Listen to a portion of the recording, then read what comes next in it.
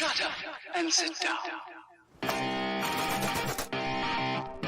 I am a radical libertarian. And we don't want the government to do a damn thing. The current state of politics is unsustainable, politically, economically. You deserve better. It is about supporting, platforming, and assisting the people who are out here actually doing the fight. You just take an issue that's important to you and do something. There you go. You are part of that declaration against tyranny. Because no one brings tear gas to a gunfight. This conversation gives me a little more hope for the future. The one, the only. Fight for liberty. This is the cherry on top.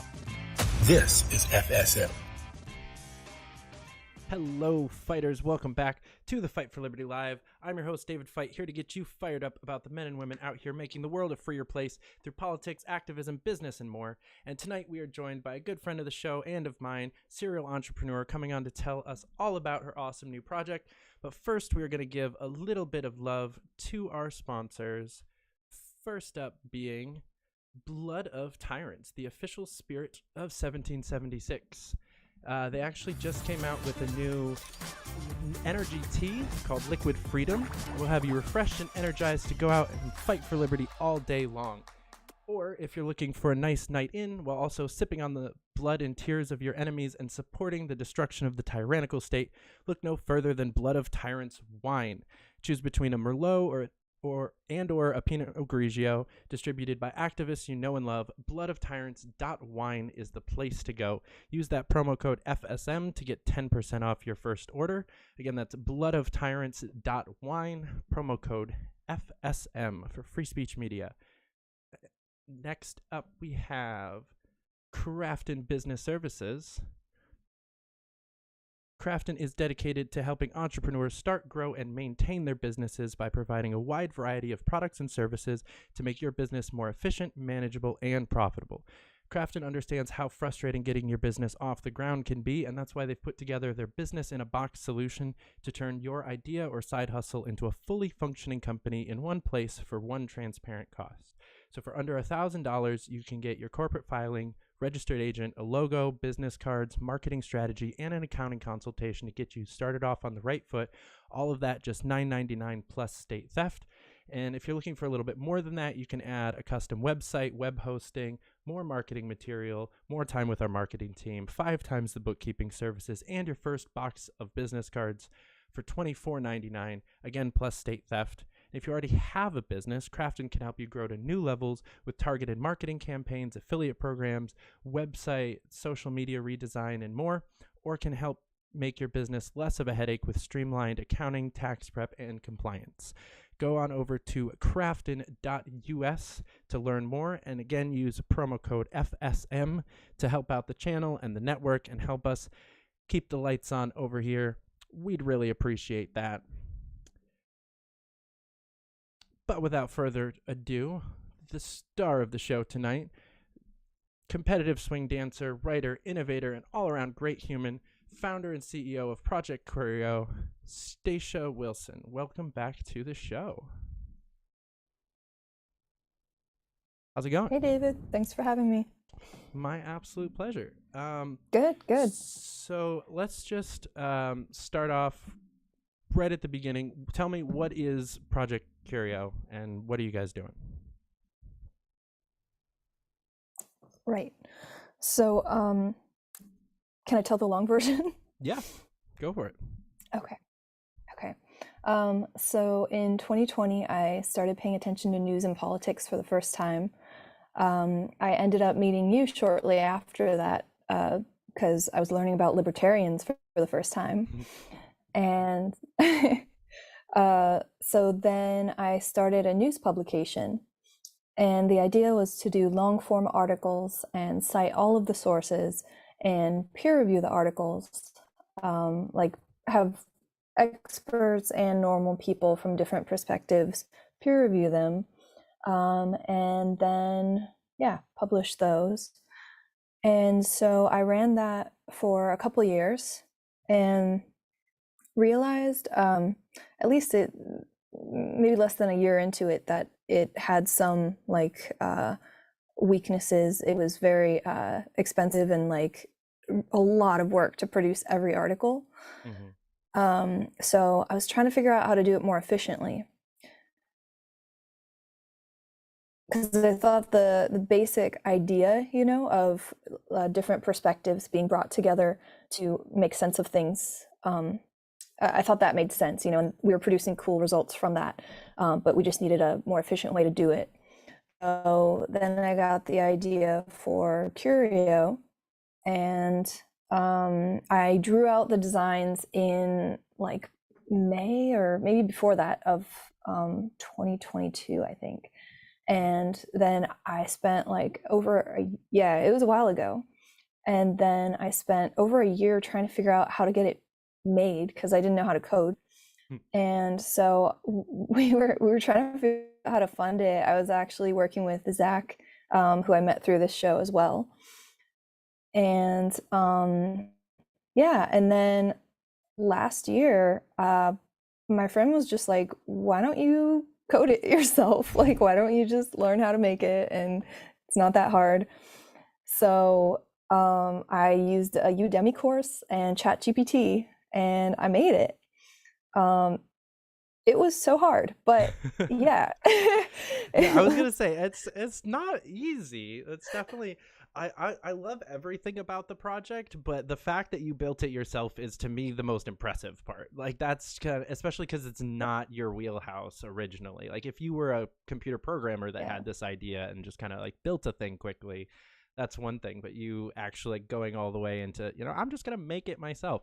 That's something that I've never done. And I've sat around with like ideas that could be things that just have never been things because I didn't take that step that you did. So I think that's the most impressive part of the whole thing. Thanks. Yeah, I got stuck for a whole month trying to figure out the login system. And I was just like, this might be the end. I don't know if I can do it, you know? And then I found just a completely different way to do it and was able to figure it out. But yeah, it was tough. But yeah, so now it exists, and we just, and I should explain what it is. So the basic idea is that there are claims. So like people make claims all the time, right?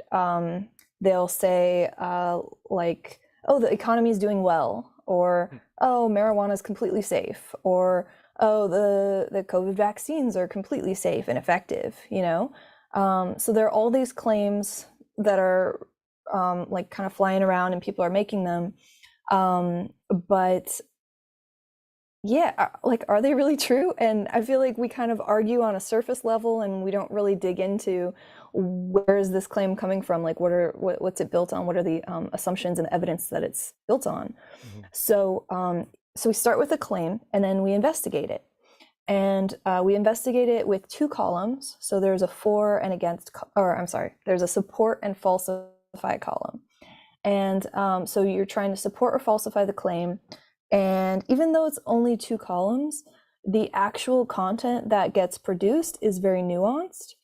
But the system is simple. So honestly, that's the main thing.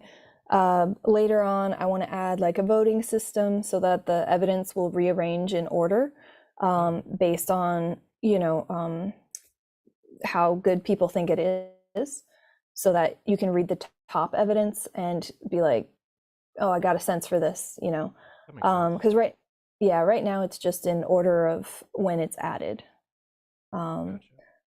Yeah. The good thing is I feel like all the evidence people have gone to the trouble to add is good. So, that's, you know, good.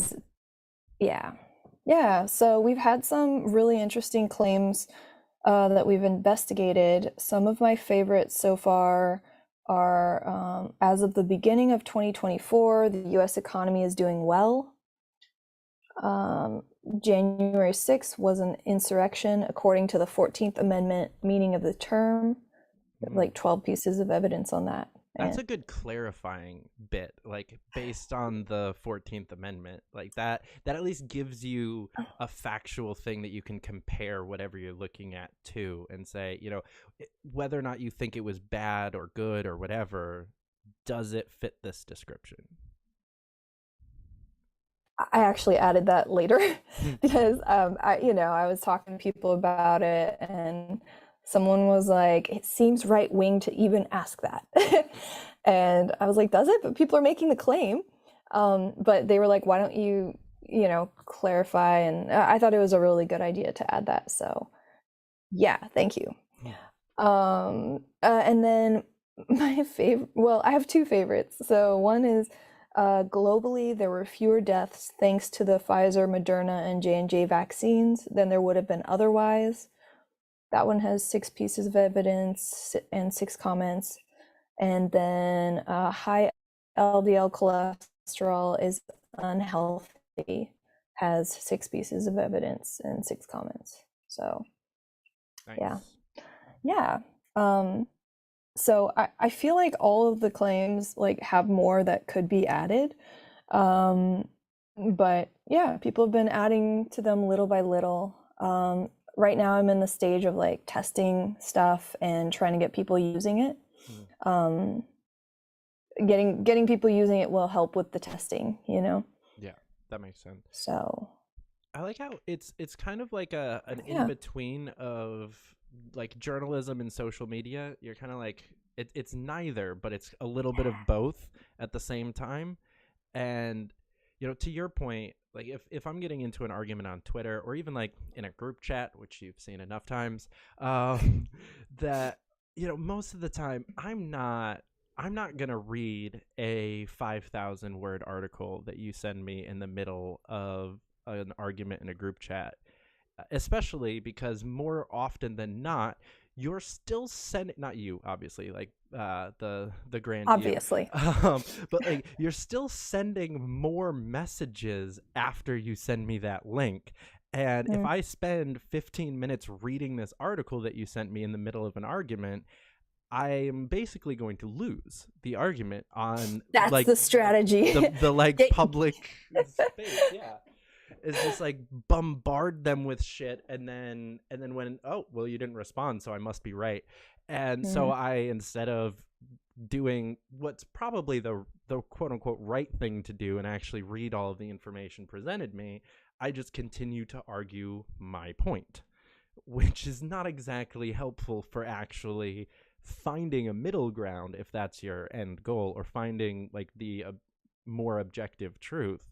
It's just trying to win an argument, which is very unhelpful in reality most of the time. You're not going to convince anybody by one argument through a Twitter thread or a group chat or anything like that. You might win over some people that are just in the chat and not participating because they don't really know, but you're never going to win over the other person. Where I think something like this, I could see myself putting in a bunch of evidence in the support column and then actually reading a bunch of the evidence in the falsify column and being, oh shit, maybe I'm wrong. Maybe this isn't what I thought it was. Yeah, I found often it's not even that you find out you're wrong, but you find out there's more to the story. And that there's a reason why people think differently from you, and it's not crazy. So that's one of the things that I try to do. I was actually just having a conversation with one of my good friends earlier today about this, that I try to give as much good faith to people that I'm talking to as possible. Especially over the last few years, it's been something that I'm really on a personal kind of mission to be better at, and to try to see things from other people's perspectives. And it's a really weird thing to try to do, because it ends up making you the enemy of your own side most of the time. And I defend communists a lot online, right? Just as a thing. I don't think communists are evil. I don't think everyone that's a communist is a bad person. I'm sure a bunch of people are going to unfollow me after hearing that. But I just don't. And I think that there's logical ways to get to that conclusion. I think they're factually inaccurate, but it's still an understandable path to take as a person.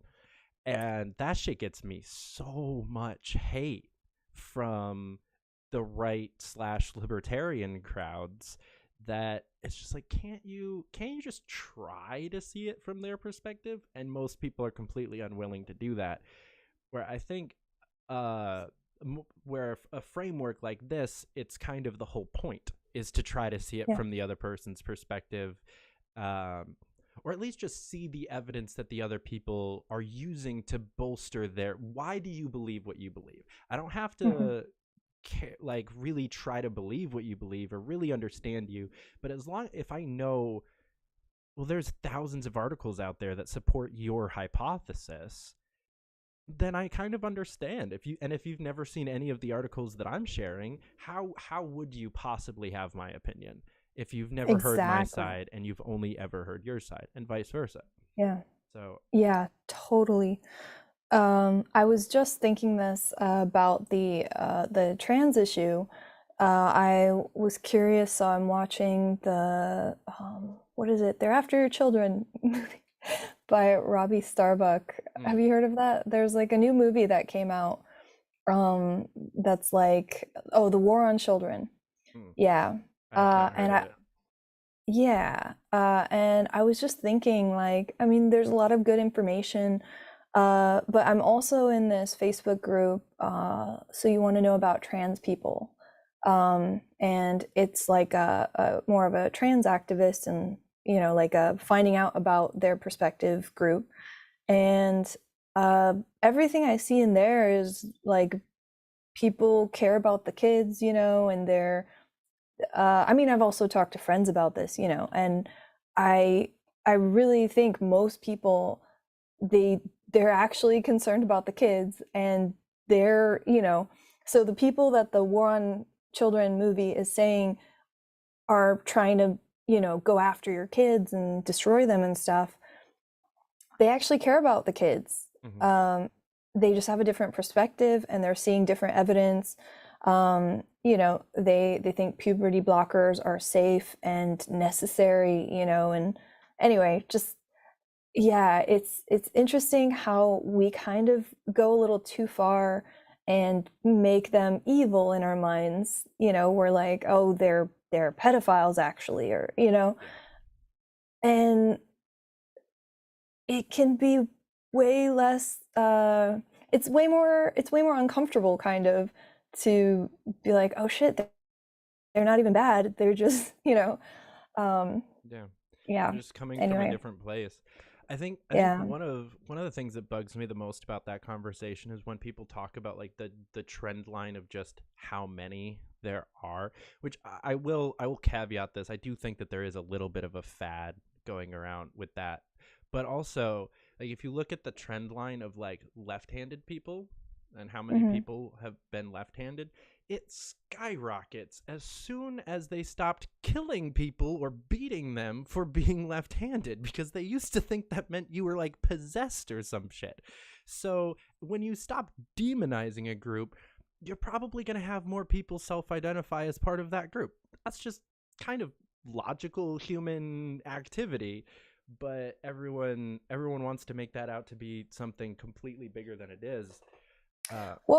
So I think that's true, but then I also just heard a counter argument to that. Someone was saying, but then why is it only happening in the US? I heard the stats are like way higher in the US than in even like European countries where it's, completely safe to be trans. I haven't checked it, but I just thought that was interesting because, I hadn't heard a counter argument to that. So that's fair. Yeah. But this is what Qrio's for, right? So then we can have all the nuance, and explore it in a productive way. Yeah. So, I think one of the other really cool things that it adds is like the ability to kind of catch up on an argument easily. Yeah. Because, it honestly might have been our group chat, or a different one. I was just having a conversation like 2 or 3 days ago where I was going back and forth with somebody, and then someone. Oh, actually, yeah, it was us.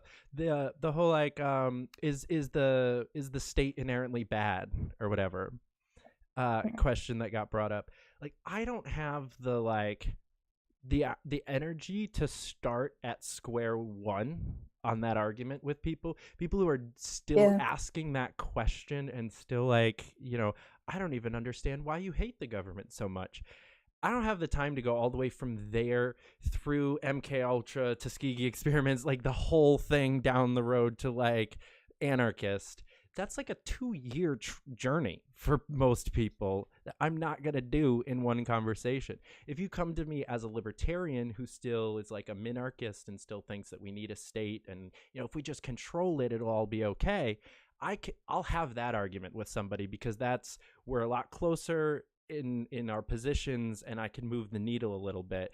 But a lot of times it's just, and also I find myself in that position in other people's arguments, like the trans thing or like Israel Palestine or some of these other really big ones where I don't have nearly enough information to even formulate an opinion, let alone argue a point or really care. So when somebody tries to argue with me about Israel Palestine because I'm not on their side and I'm somewhere in the middle, I'm just like, I don't want to do this. Like, I'm not going to argue this point with you because I don't know what I'm talking about.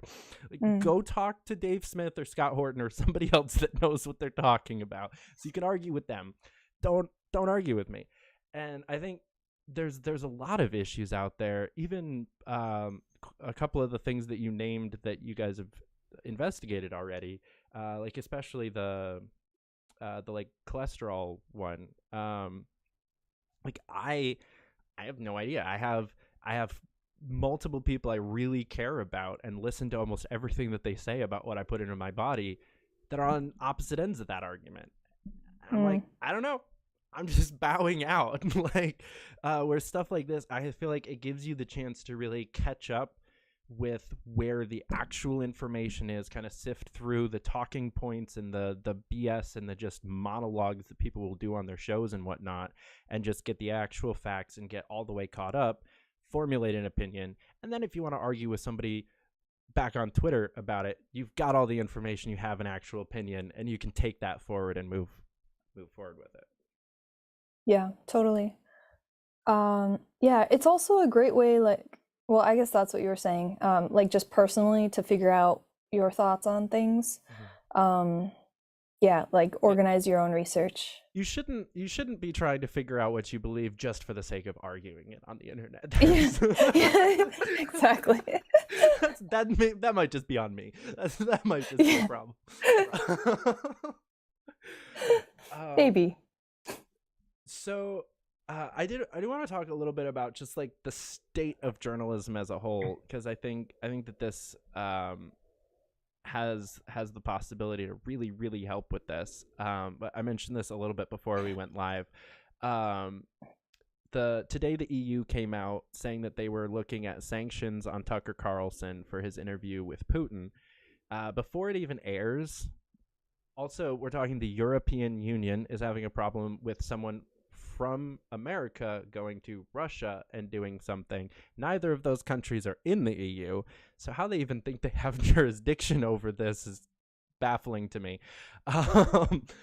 But like we're living in a time where you really like journalism as a whole is non-existent, and the idea of like actually being able to find nuanced, middle grounded sources on things is pretty impossible. But especially with doing Second Look and everything else that you've done, what's your kind of take on, I guess aside from what you're doing, do you think that there's hope in the journalism sphere for this to get better with like alternative media and stuff, or is this just going to be kind of a downward spiral, do you think? So,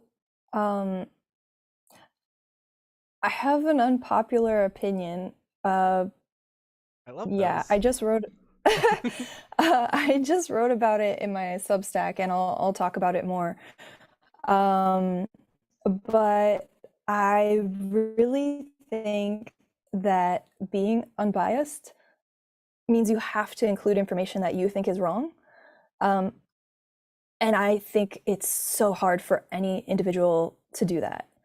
And I think that's the catch, is like that's why there are no unbiased sources, because influencers, like independent sources, they have their opinion that they're putting out, and then the mainstream has its opinion that it's putting out, and it is so dry to try and do journalism without any opinion.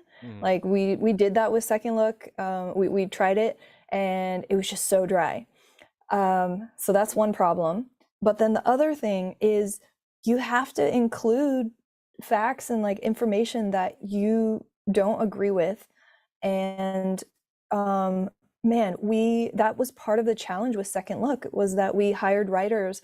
We had so many writers where we would put the article through the peer review process and they would get feedback, you know, and they would just be like, I think this is wrong. I don't want to change it. I don't want to include this. I can't tell you how many times that happened. It was like more rare for us to actually get an article that we were comfortable publishing, you know, that we felt like met our standards of trying to be unbiased. None of them were perfect. And so, yeah, I feel like the experience of trying to do unbiased showed me how impossible, but like really, really difficult it is to even try to get close to being unbiased. So I don't really blame any of the like media, you know, independent or mainstream, for not achieving it, because it's so hard. Yeah, so I really think we need new systems. We need like new ways of making sense of the world, because we have so much information, and it's, yeah, I think the old ways aren't going to be sufficient, because we also need like a shared sense of reality. Like we were saying, that's the problem in so many of these issues, is that people are living in different worlds.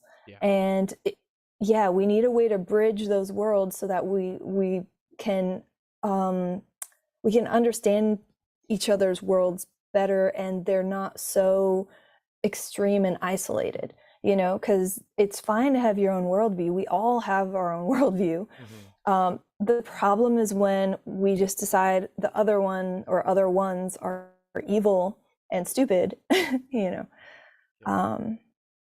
Yeah, does that answer the question? Yeah, it wasn't the answer I was expecting, but I actually really liked it. I definitely agree. It is very, very difficult to try to actually be unbiased, and that's, you know, something that I try to be as often as I can, or I'll be more honest. Something I tried to be, but have honestly kind of, I don't want to say given up, but put a lot less effort into, because even when I was trying to be really unbiased, I wasn't.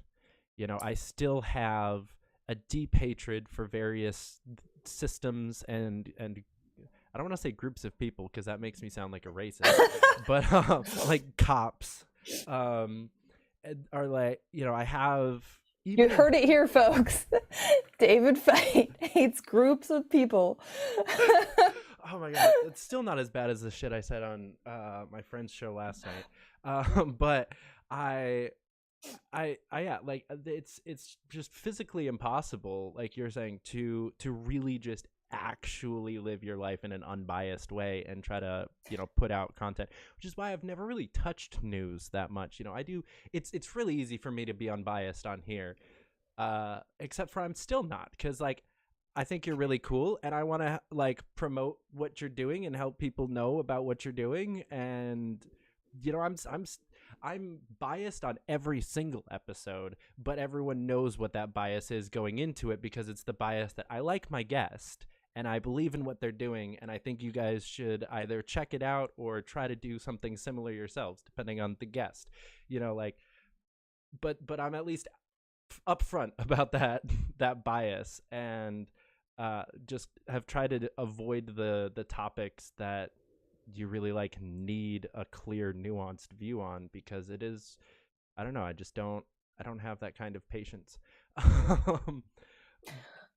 Well, yeah, so that makes me think of, there are two aspects of human nature that relate to this. So one is that every individual is going to be biased, like inherently. You can't help that, right?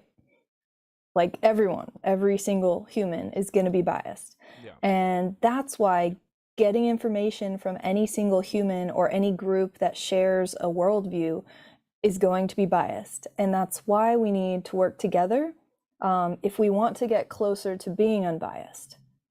Yeah, we don't even know what we don't know. So that's where I think Qrio is strong. Where Qrio is weak, and I'm telling you this to try and make your show less biased, you know, because I know you're trying to promote me, but the weak point is that people really like have a urge to cheerlead their side, you know, and it can be really uncomfortable to not have a clear, like, yes or no, like simple kind of position on stuff. It can be uncomfortable to hold nuance.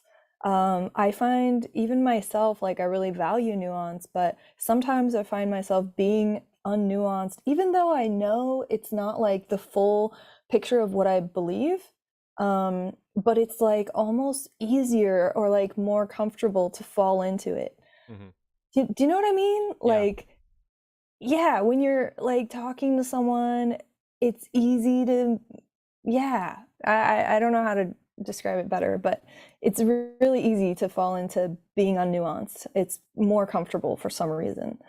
Yeah, because it's just a cut and dry, you know, because most predetermined like sides of things, they've already got their talking points that sound good. They've got their little sound bites that you can repeat. They've got, and also like, you know, most of the controversial issues, people at least know of the other side. So whether you're talking like let's just go like left-right economics, like communist versus capitalist or something like that. Like if I'm talking to a communist, and I don't care about trying to like actually make them like me or anything like that, you know, it's so much easier for me to just be like, no, I'm a capitalist. I disagree with you, and just leave it at that, than it is for me to be like, well, I actually think capitalists and communists are an equal level of retarded, because any prescriptive world model and any like economic model that's trying to force people into it is going to be bad, and you're always going to have people that want the other one,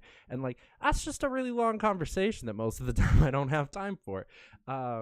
Normally I'll actually do the opposite though, and just be like, yeah, no, I agree that big business can be is usually pretty bad, and you know, government bailouts are terrible, and corporate corporate welfare is a bad thing, and just try to say all of the quick catchphrases that makes me sound like one of them that I actually do believe. And it's just so much easier that way. Or if I'm talking to a libertarian, I'm not saying any of those things out most of the time, unless they're a left libertarian. Yep, totally. Yeah, so I hope, like with Second Look, it was a challenge because I feel like people tend to share stuff that is easy to read and that defends their side, right? And Second Look, it was kind of like like here's the evidence. You know, we like towards the end we actually did experiment with trying to take more of a stance, and the stance we tried to take was like, so every politicized position, I think underneath it there's almost always, if not always, a reasonable thing that people generally agree upon.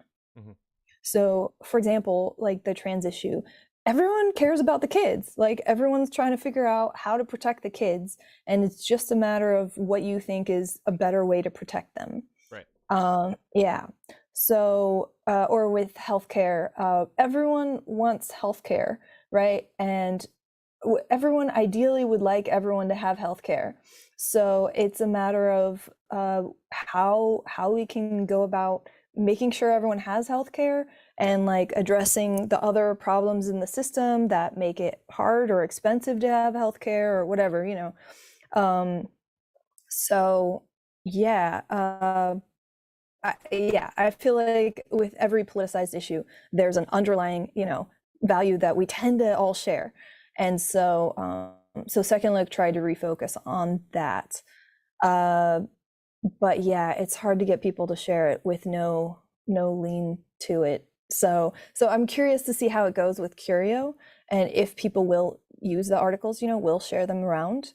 Because it's kind of like most people, it will both support their opinion and falsify it. So, if you're in an argument and you're like, well, here's my evidence, and then it's like, but also it includes your, all the critiques of your evidence. It's kind of tough. So, yeah. I feel like one of the benefits is it's kind of like the concept of like I mean, obviously this is like a really dumbed down version of what you're talking about, but like a Twitter poll, both sides of the poll will share the poll to try to win the poll. I mean, in multiple like group chats on Twitter that are just like either campaigns or groups or whatever, that most of the only thing that's going in there is people sharing the polls that they see, so that all the 100+ people that are in that chat can just go and vote on that poll real quick, and we can be in the lead of whatever thing is going on. I'm actually in more than one libertarian primary version of that, which is really funny, because I don't always vote the way that the group wants me to. But I feel like there's a little bit of that element with Qrio, where you can, even if the person doesn't actually want to read the other side, care about the nuance, actually make any of their own personal changes, they might still like put in the evidence to back up their side and also share it around so that all of their friends can also put in the evidence. If there was something like an Israel-Palestine something, I would send that to all of my like foreign what's the word I'm looking for? Foreign policy people that would know shit, and so that they can actually add stuff in there to back up whichever side they're on. And I think that you kind of, you're able to capture a little bit of the one-sided competitiveness that exists without it being just that, That's the hope. Yeah. So yeah, as I'm building the user base, I'm trying to find friends who disagree with me on something so that we can, argue it out on Qrio. So far it hasn't really worked, but that's what I'm trying to do, is find people who will argue it out with me.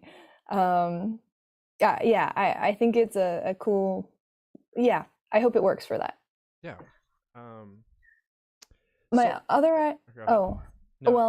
So my other idea is to use it for universities or homeschool groups. Like, I think it could be such a cool learning tool to teach people critical thinking, like talk about, okay, let's find a claim to investigate that we have different opinions on, and then maybe have it start with each group researching their own side, but then you could also flip it and be like, okay, now you need to try to find, evidence for the other side, and just kind of that process of, and also it has a probability slider.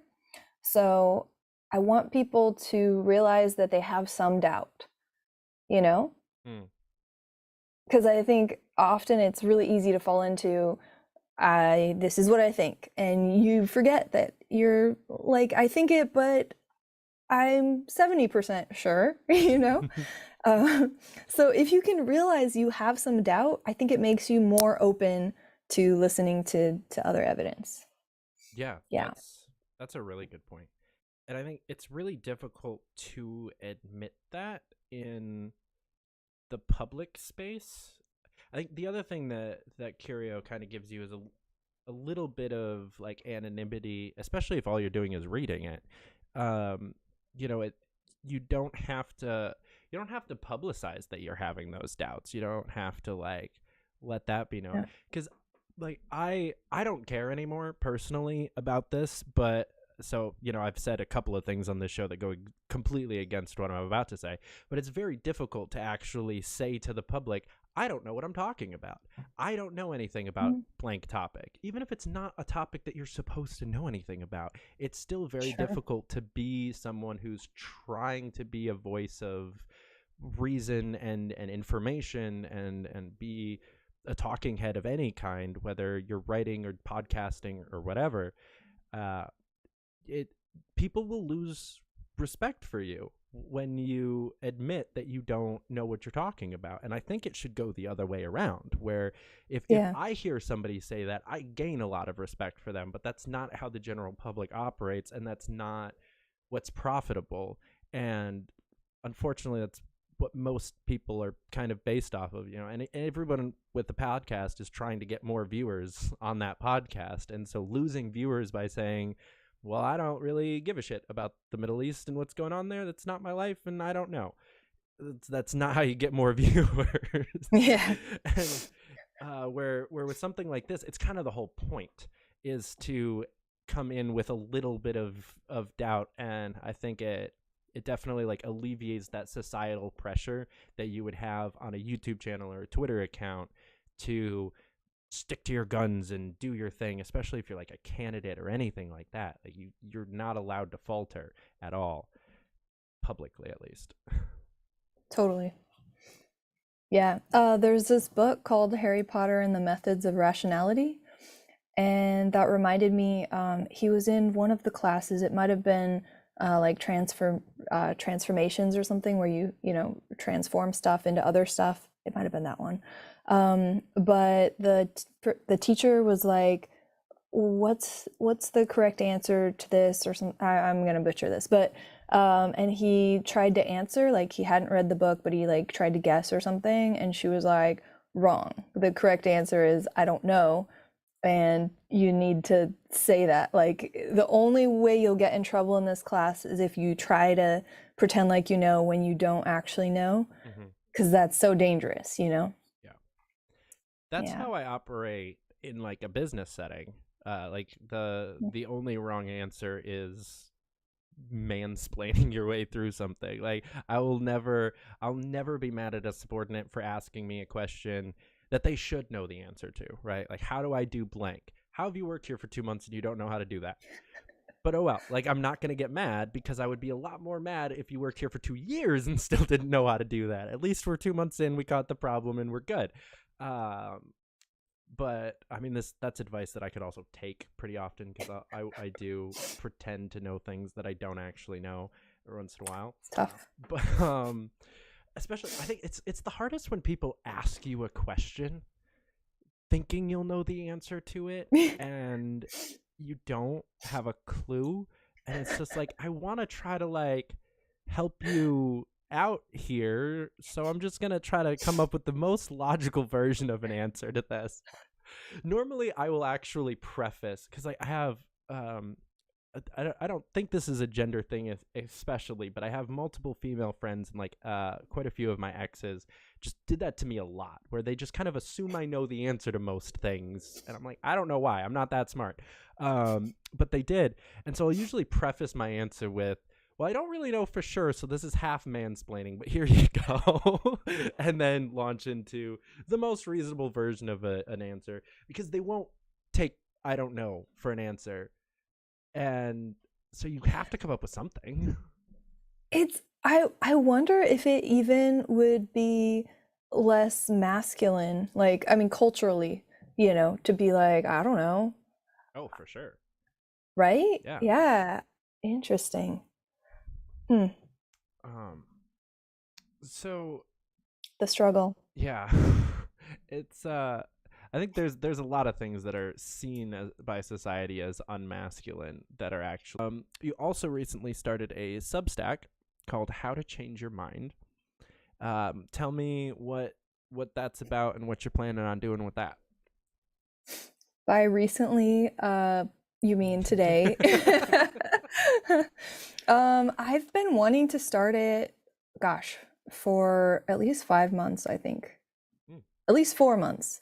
Yeah, before I went to Japan last year, I was wanting to start it, and I was writing. I think I wrote at least 6 intros, and I was struggling to figure out what it was going to be about. And yeah, so finally got it out, finally decided it's going to focus on like sense making, like, and how to change your mind, and just kind of how to think and be happy. And yeah, I feel like it's stuff that I've thought about a lot, and I'm like thinking about a lot and exploring and like reading books on and talking to people about. So yeah, I think it'll be fun to share those ideas. And I kind of felt like it would be good to share the ideas so that I think it will help Qrio. You know, like it's yeah, it's a synergistic project, hopefully. Yeah. Can you, just for the people watching at least, and honestly for me too, give me like a simple definition of the term sense making? So it's the way that you make sense of the world around you. So yeah, it's kind of like how you construct your worldview. Does that make sense? So it's not yeah, it's like it's a subconscious process for most of us. But yeah, I'm trying to talk about it overtly, I guess. Trying to make it more of a conscious process. Yeah. Makes sense. That's... Does it? That was so unintentional, but all right. Yeah, I think that that's honestly, I mean, kind of exactly what you just said. Just trying to make it more of a conscious thing is something that I've definitely been doing over the last few years. And I feel like where I'm at is like only step 1 of what you're talking about, is the figuring out that you need to actually make sense of the world and that your worldview might be a little bit flawed. And I've definitely kind of taken more of the lazy approach, I guess. Man, I'm shitting on myself a lot in this episode. But because there's a lot of topics, like I've said, that I just kind of like check out of instead of actually trying to make sense of. And I think probably within the last like maybe year or so, I've tried to switch back into actually caring about more things and actually making sense of things. But it's a struggle. Because I don't know, I feel like it's one of the bigger, like almost black pills, for lack of a better term, that I've had over the last few years, is just I don't know what reality is. Like I don't know what truth is anymore. There are so many topics out there that I'm supposed to know things about that I have such a lack of echo chamber in my life, and always have, at least since I became an adult, that I just can't. Like the health stuff is just a tiny microcosm of just how many people I have out there of like who I like really care about and really believe in, and have given like all of my proxy trust on a topic to somebody, or to 2 or 3 people, and then all of a sudden something comes up and now they're fighting. And I'm like, I don't know what to do with that. One of you guys is wrong, which means that you've probably been wrong more times than this, and other stuff that I've listened to you say is also wrong, that I believe and have internalized as fact. And I'm just like, I don't know what to do with my life anymore, you know? And I think it really does take, unless you want to just be the kind of NPC normie type that doesn't actually care about breaking out of your echo chamber at all, it really takes a conscious effort to try to figure out, who do I have proxy trust in? How strong is that trust? Is it too strong, or could it be stronger? And, you know, where am I getting my information from? And then like, actually really citing your sources, going back and double checking stuff.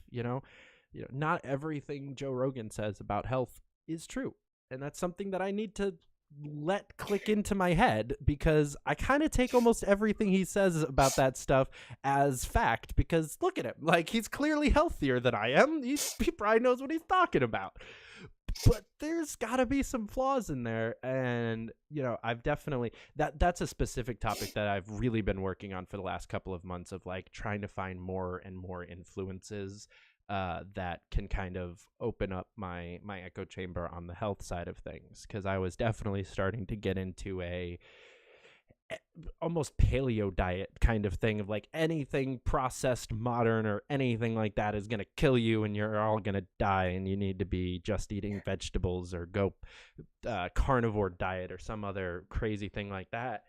And now I have more influences in my life that are like, you know what? You can eat cookies and still be healthy. It's fine as long as you're living an active lifestyle, getting all the nutrients you need out of your actual food. Having dessert's not going to kill you. And that's something that I actually struggled with for a while. And that's just one topic. Sorry, go ahead. That's funny. I'm kind of doing carnivore. Yeah, and I kind of think cookies might kill you. But it's because of the stuff we spray on it in the US. And we fortify wheat and stuff. And I think some people like genetically what we fortify it with, do it that deeply personally. So it's a lot of proxy trust, and definitely have a lot of doubt there, but totally get your feeling of like, so hard to make sense of, like, wow. And then like thinking about, so like what you put in your body, but then also like even the packaging, like, are you getting microplastics, or there's like so many layers to the concern there. But I'll just say kind of what I've realized is no one's gonna have perfect truth. Like no human. And I think we need to let go of that.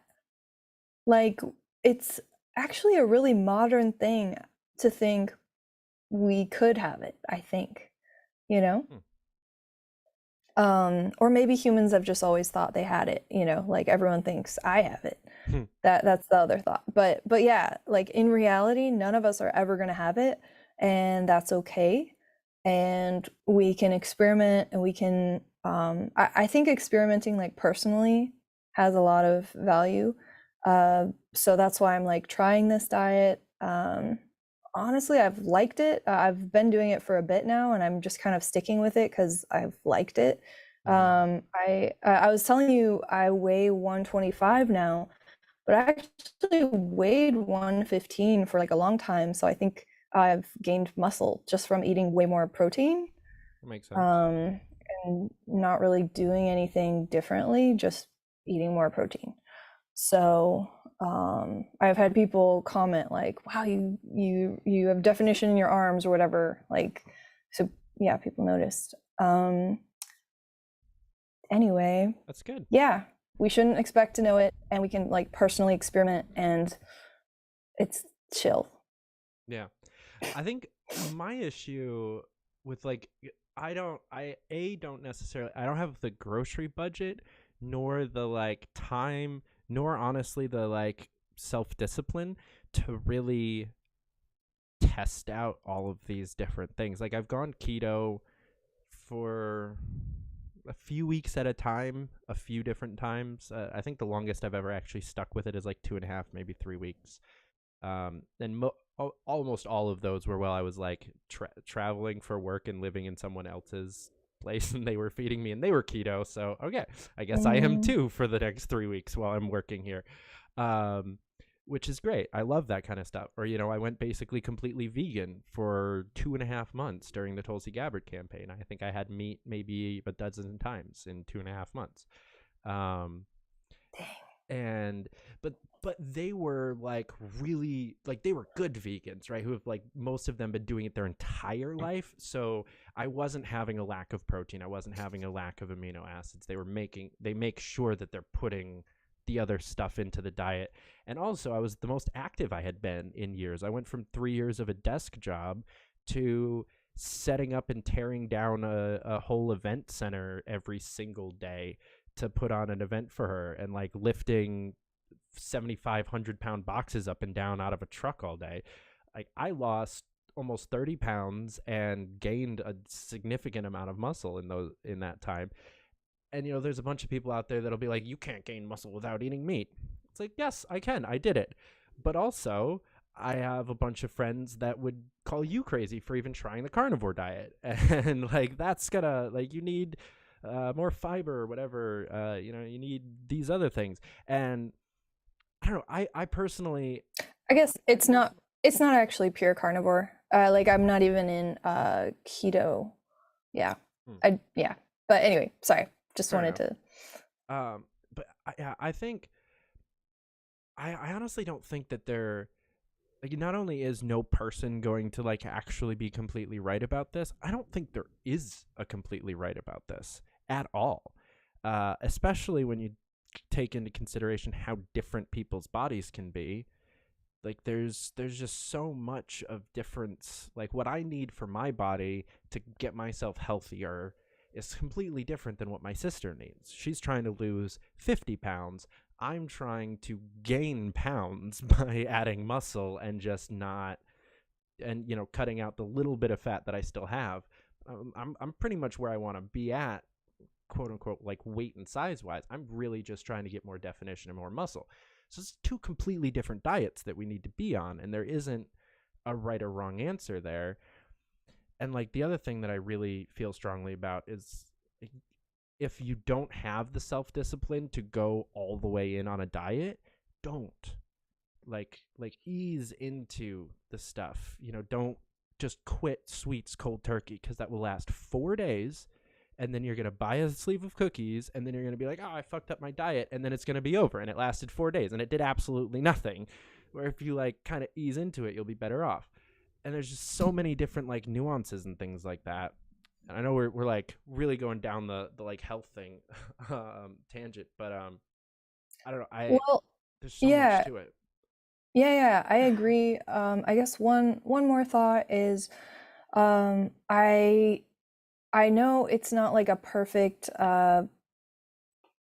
way of doing this, but I try to think about like what humans in the past ate, because I think they were pretty healthy, like disease-wise. You know, they had other dangers, like cuts, you know, would get infected, or they'd get eaten by wild animals like way back. But I think I don't think they had heart disease or, you know, like those kinds of diseases so much. So I try to like learn from that as much as possible. So I guess my general rule is like, try to, like, if I was going to explain my diet, I would say I'm trying to get as close as possible to kind of ancient human living, or eating. But in general, like trying to get closer to that way of living. Because another thing I'm going to write about a little bit on my Substack is like, we're in a hyper novel environment, right? Like cities were hyper novel. Before that, people lived way more spread out. And so now suddenly we're packed into these small spaces. And then we have jobs, you know, where we go to work for someone rather than like working on a farm or working, you know, more in smaller groups where it's more like kind of hands-on and personal. Now it's like, you know, industrial and corporate, and we're going to work for people and we're working inside more. So just like human lifestyles change so dramatically, so quickly. And I think we kind of forget that, like, we grew up in this, you know, so it seems normal. But yeah, I'm trying to figure out how to live kind of more like a human, but trying to bridge the, you know, like I love technology and I'm very into like creating new things and new ideas and, you know, advancing humanity, but we should do it in a way that's like conducive to human biology. Yeah. I've spent a lot of time thinking about like the technology question, especially really over the last like year and a half, but especially over the last probably 7 or 8 years since my sister started having kids. But now that I have some of my own, it's like a lot more real because it's completely up to me. Like I can criticize my sister for giving her 3-year-old a tablet, but there's a whole different animal when your 3-year-old is begging for a tablet. Like it's a whole different situation. And like I'm genuinely terrified on behalf of my sister's kids. And I'm not trying to like shit on her as a parent because this is pretty much across the board everyone in our generation that has kids. Like my nephew is more addicted to technology than I am already, and he's 8. And like I know how quickly my addiction to technology went from 0 to 100 around like 14, 15 when we first started having any type of handheld stuff, when I could have the internet in my room and be messaging people until fucking 2 o'clock in the morning. As long as other people were awake somewhere in the world, I could be talking to them. And I developed that whole, and I think our entire generation has this thing of like, we're always on the clock. If anybody texts you, you're supposed to respond as quickly as possible, and you're not. Like I genuinely have a problem with if like you and I were texting and it was like 1 o'clock in the morning, I wouldn't say, "Hey, I've got to go to bed now. Can we talk about this tomorrow?" That's a text that you've never gotten from me, you know, and very, very, very few people ever have. And that's something that's been a problem since I was 14. But that went from I have no concept of this to that's a full-fledged problem in less than a calendar year. So I have no idea what's going to happen to these kids when they hit teenage years and other societal pressures are a part of it. And, you know, they're talking to people on their tablets, not just playing games and all of this other stuff. Like they're going to be so much worse off than I am now. And I already feel like I'm in a really bad place when it comes to that stuff. Yeah, I struggle with it too. But I've also, you know, my nephew is so much smarter than I was at 8. He knows, he can name 1,000 different types of dinosaurs, and even like my what day is it? My 4-year-old stepson, he turns 5 in a couple of days, is like he's saying words that I didn't learn until my teens. Like we'll be driving past like a construction site, and it's not like, oh, a tractor, oh, a bulldozer. It's like, oh, that's a excavator. And like just, you know, like just stuff like that I didn't learn at all. I didn't have the opportunity to learn at that young of an age, but because they're watching stuff like Blippi or whatever and playing on their tablets and have these way more interactive ways to learn, they really are learning a lot faster, and that's a good thing. But if it's going to make them into a completely non-human ADHD mess that can't handle their own lives, is it really a good thing? You know, and there's just that balance. I don't know where I stand on that topic anymore. I am so in the middle. Well, yeah, that reminds me of I've talked to 2 teachers in the UK, one daycare teacher in Japan, and one daycare teacher in the US, and they've all told me children have changed and they're terrible now. And yeah, they were like, it's a huge problem. And I was shocked that it's a problem even in Japan. But yeah, she said she felt like parents aren't raising their kids anymore. Like they're just not interested in doing the work of, you know, raising their kid. Yeah, so I don't know what the cause is. I'm not blaming social media necessarily. But I'm curious, you know, apparently it's a pattern. Yeah. I think a big chunk of that is this whole like treating your kids like adults.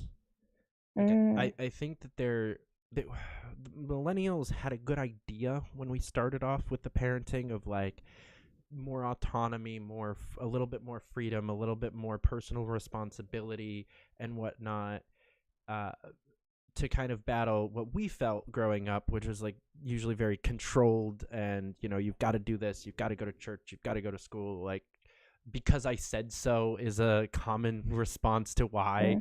And so like I think most millennials didn't want to do that to their kids, but instead are treating a 4-year-old like they have the same amount of authority as the parent in the household, which just doesn't work. It can't work. It's sometimes because I said so is the answer.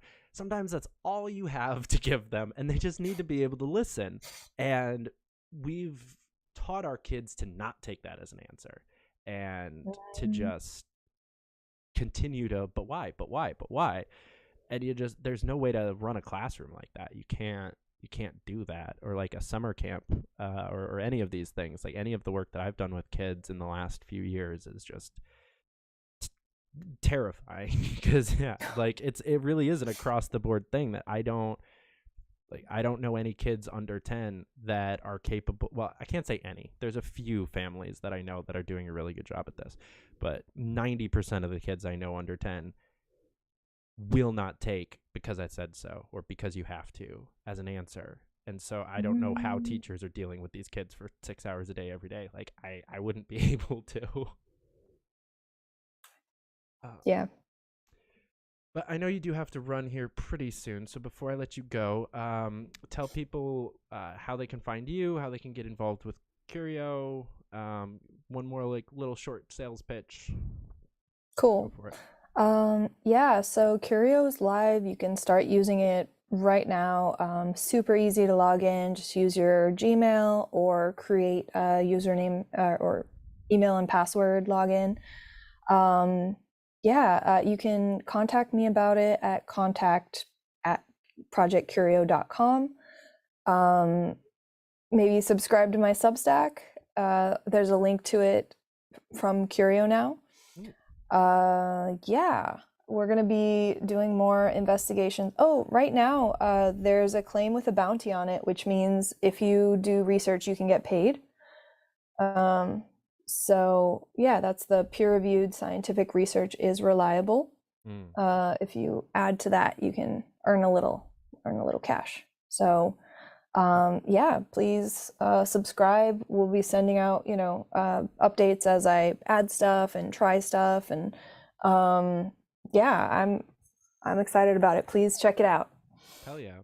And there's a link to both Qrio and the Substack in the description of this video if you guys want to go down and click on those and check it out. And also, don't forget, as always, to like this video and share it with as many people as you possibly can so that people can find out about this awesome project. And then if you're not subscribed already to the channel, do that. I feel like most of you are.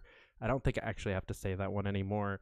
I've looked at my stats. That's like 90-something% subscribed. You guys are great about that one. But definitely, after you've done all that, make sure to come back next week. We'll have another awesome show. I don't have next week's book, but the week after that is Lars Mapstead, presidential candidate. So that one will be super fun. Come on back and check that out. Stacia, thank you so much for coming back on. This was great. Thanks for having me, David. Always lots of fun. My pleasure. Guys, thank you so much for watching. Until next time, keep up the fight.